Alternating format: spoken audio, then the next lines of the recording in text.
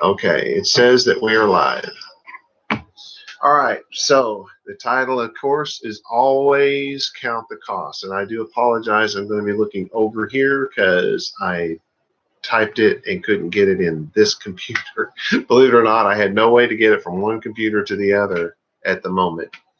So I want to bring up a verse. It's from Numbers chapter 30, verse 2.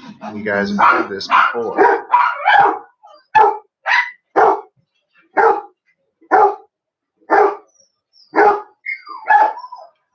All right, so it's Numbers chapter 30, verse 2, and it says, when a man makes a promise to Yahweh. Now, mind you, this is to Yahweh, not to some other person, to Yahweh. Or when he's made one to Yahweh, or has sworn an oath to bind a bond upon his soul. You realize it's an idiom, right? And just when my computer goes good. I can't do anything. He's bound it on his soul. Remember, I said that was an idiom. Do not defile your word. Do not defile your word. For everything that comes out of your mouth, you will do. Everything that comes out of your mouth, you will do. Right? We've all heard this before because that's one of the earlier laws in Maimonides' version of things. I think it's like number 152 or something like that. So it wasn't really early. But I think one of the earlier ones was the one where it says that if you tell somebody you'll do something, it's as if you made a promise to God. Do you remember that one? That's the one I was looking for, but it didn't come up with the words I was trying to. I thought this one was interesting, and it goes with something from the New Testament that I wanted to talk about. In Luke chapter 14, starting with verse 16. Now, this is my translation, of course, and that last one was mine as well. But this one says, and he said to him, this is Yeshua speaking to some guys that had been talking, a certain man made a great banquet and invited many. One thing it doesn't say, it does not say that everybody accepted. Keep this in mind. This is what jumped out at me this week thinking about this. No one said they were coming. All it says is that they were invited. Now, we can say, well, we should assume. No, you don't do that in Hebrew. You don't assume that kind of a thing. So we don't know that they accepted. Probably, maybe they didn't. Maybe they did. Either way you want to go about, I won't argue with you. So it goes on. And he sent, I did something funny there. And he sent his servant at the time of the banquet to say to those who were invited, come, for it is now ready. So it sounds to me like they didn't accept, because the guy had to go and say, hey, it's time. For one thing, obviously nobody knew when it was going to happen. It just when it's ready, it'll be ready. We'll let you know, right? So the guy comes to let them know. Well, how could you, if somebody's not even going to tell you when they're going to be somewhere, how can you possibly say, sure, I'll be there? You got obligations, right? You got things to do, places to go, people to see. If you've ever watched Willy Wonka. All right. So he goes and he says, hey, it's time to come. And I'm guessing he didn't go the same day of the party. He went and said, it'll be next Friday or whatever, is what I would guess, if the story were true. Now, again, it's a parable, so it's not a true story. Verse 18, and everyone began to make excuses. I think that's an interesting use of words there. And everyone began to make excuses. The first said to him, I purchased a field and feel compelled to go and see it. I urge you, have me excused. Now, while it is an excuse, you can't call it anything else. This really is an excuse. While it is an excuse, no promise was made. It doesn't talk about any promise being made. The guy did not say he would be there, right? So where would be the sin? Because we're looking at this and we're thinking, this is all sinful and it's awful. But really, where was the promise? And without a promise, where is the sin? Right? So it moves on. And another said, I purchased 5 yoke of oxen and am going to examine them. I urge you, have me excused. Again, it is an excuse. Well, for one thing, who buys 5 oxen without looking at them? I mean, really? And if you did that, you probably bought it from your father-in-law, or you bought it from somebody you knew, and you'd already seen the thing. You know what I'm saying? I mean, this don't make any sense. So it's I'll give him this because they're calling it an excuse. I'll say, okay, it's an excuse. But no promise was made, because if it was, I'm pretty sure in Hebrew they would have told you a promise had been made. So where's the sin in this? The guy, he says, I'm going to have a party. He doesn't bother to tell him when. And so he gets the party together. Now all of a sudden they're supposed to drop everything they're doing and just show up. Then another one said, I married a wife, and because of this, I am not able to come. Actually, this isn't an excuse, and they don't call it one either. It is according to the marriage laws, though that's a little sketchy to say that, because the marriage laws are based on war. If you get married, you're not allowed to go to war that first year, right? But you know how it is in Judaism, other laws get tacked on, and eventually nobody can do anything on the first year of marriage. So essentially, what he's saying is actually according to the law. And that's the point. They want you to get that, well, this is our tradition. You don't go places and do things your first year of marriage, right? So you get an excuse, you get a sketchy reason, and then you get an actual acceptable one, right? So, but you got to keep in mind, where's the acceptance? Nobody accepted any of these offers, because if they had of, again, in the way Jews write, the way we teach, we would have said so. So we have to, if we're going to assume anything, we have to assume that they never said yes.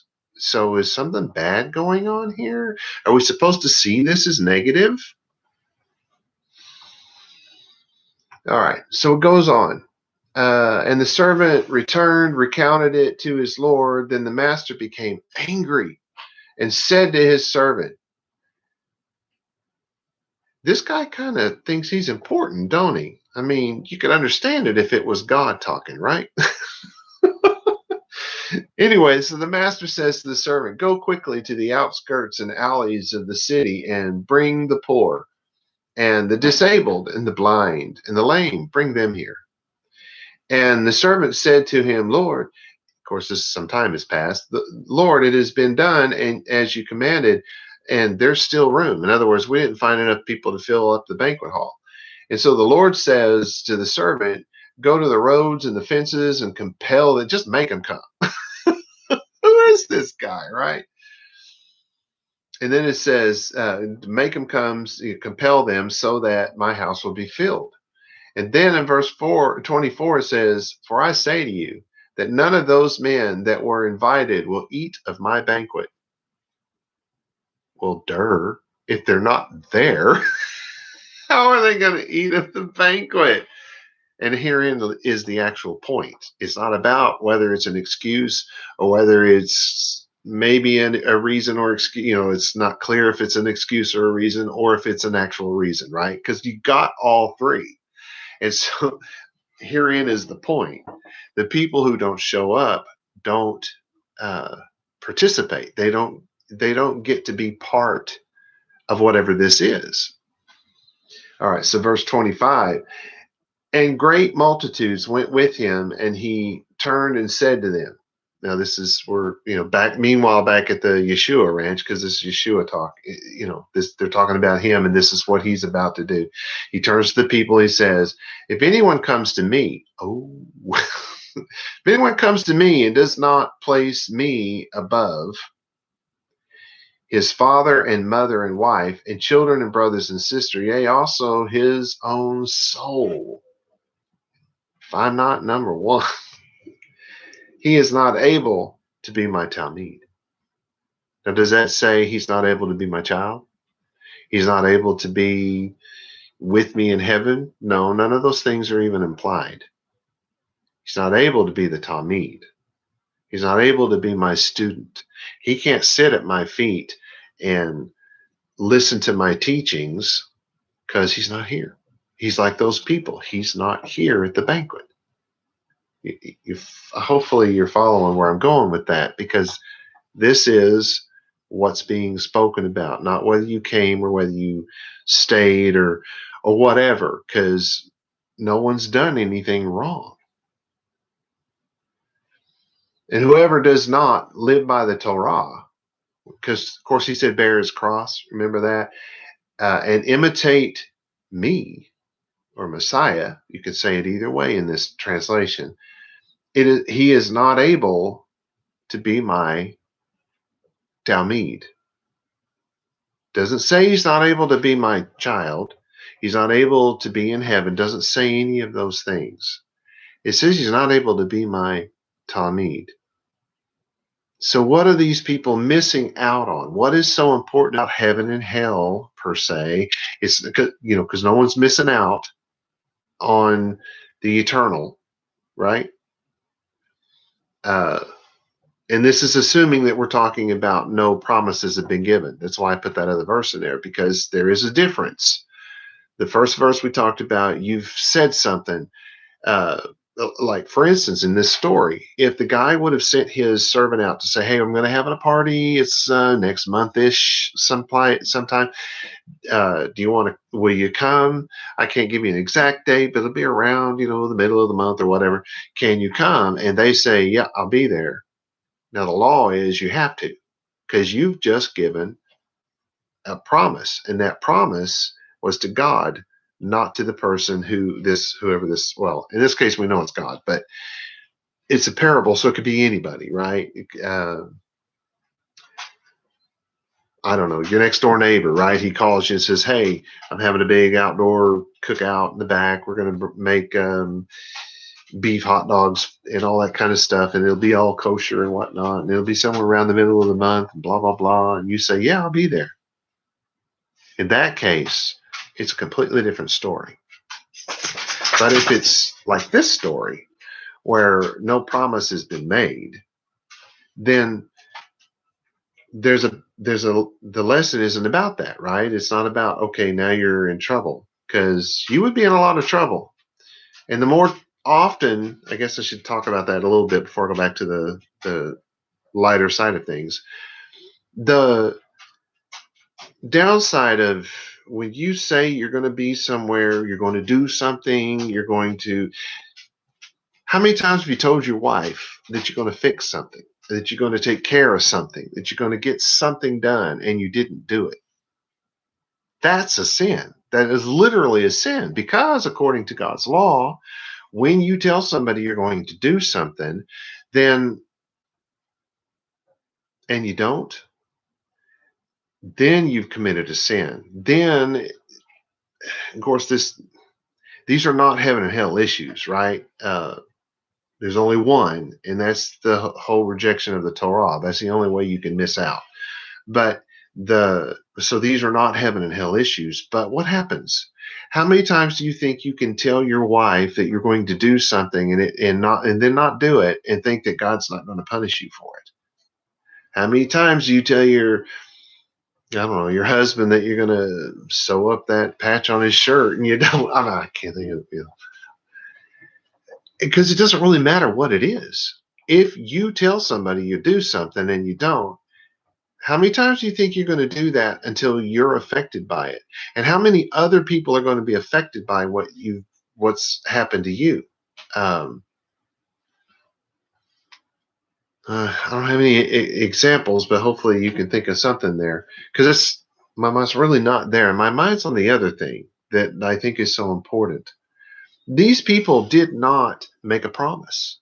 They didn't say, hey, I'll be there. They made excuses, which you can do that. You cannot do that. These people didn't have to say that. They could just say, I'm sorry, I can't make it. That's all they had to say. And it's probably what they should have said. But they felt they owed an explanation, I suppose. And so they gave one. I think it's probably better that we don't. But we do it. I do it. Everybody does it. We probably just should say, I'm sorry, I just can't make it. But you just feel like you have to. I got to wash my dog or something. I A guy actually said that to me. He was supposed to come up to a class I was teaching, and I set aside books and all kinds of stuff for him and went out of my way so that he could come. And then he calls me the night before and says, "Oh, I'm sorry, I have to give my dogs a bath tomorrow." Okay, so what did he miss out on? Did he commit a sin? Well, yeah, because he said he would be there. He actually made the promise and all that good stuff. But let's say he hadn't. Let's say he just was, I don't know, I got some things in my mind, maybe not, maybe won't show, whatever. Then it wouldn't have been a sin, right? But what happened? The same thing had happened anyway. He didn't get to partake in that class. He didn't get the whatever good would come from that class, whatever joyous occasion that may have been. So if you tell somebody you'll be there, or you don't tell, if you've been invited to something and decide not to attend, because this is the point I'm trying to get to, because that's what's happening here. They've been invited to something, in this case, fantastic, because it's the king of the universe making the invite. So what happens? Well, other people show up. Other people get to enjoy the immense joys and perks of being in the presence of God, and you don't. Do you go to hell for it? Nope. Do you not ever get to be in the presence of God? I doubt it.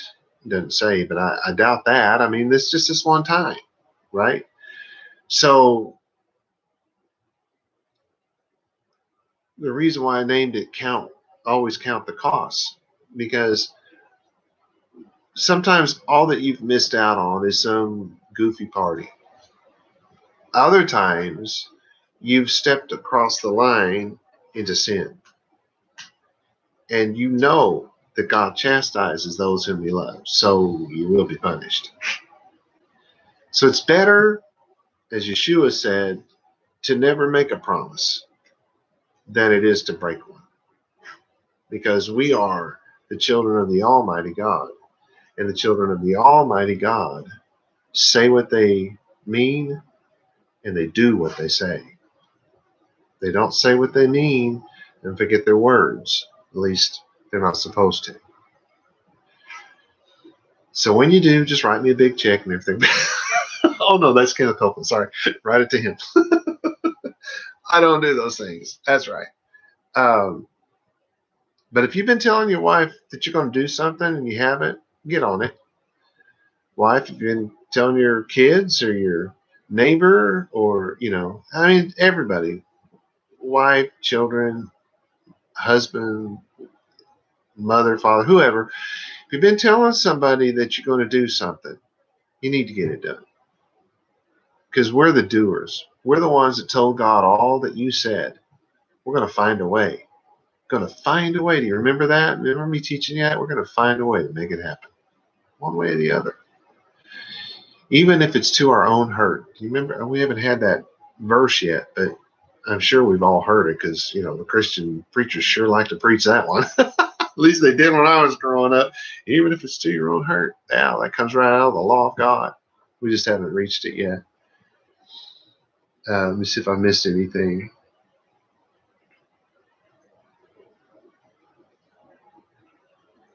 Sometimes the cost is really nothing. And it harms no one, I would suppose. I mean, if you don't go to somebody's barbecue, what have you lost out? I mean, you've lost out on some camaraderie, some friendship, a good time, even no matter, of course, right now, that may not be the safest thing to do anyway. Just say no. Just say no. It's safer. Or just say nothing. But in the end, if we say we're going to do it, let's not forget, we better do it. But I always think about what the cost is. Is it great? Is it small? Will somebody else suffer from it? I mean, that we're supposed to pay our tithe, right? So if you don't pay your tithe, what happens to your pastor? What happens to the ministry? generally speaking, 2% of the people in churches. Now, this is an old statistic. I got it from Billy Graham's thing. You know, they used to put out all these statistics all the time. They may still do. I don't remember. I mean, I don't know. But they said that 2% or less than 2% of your congregation, no matter what size it is, less than 2% of the people that go there pay a full 10% of their tithe. So what happens if you only got 3 people? Anyway, it's time for me to go. Let's always count the costs and think about who else is. I mean, if your friend's expecting you to be there, your friend's affected by you not being there. If they're not expecting you to be there, they're still affected by you not being there. But in this day and age, with all that's going on, that actually may be a good thing. Just count the costs. Just count the costs. Shalom v'shalom, y'all.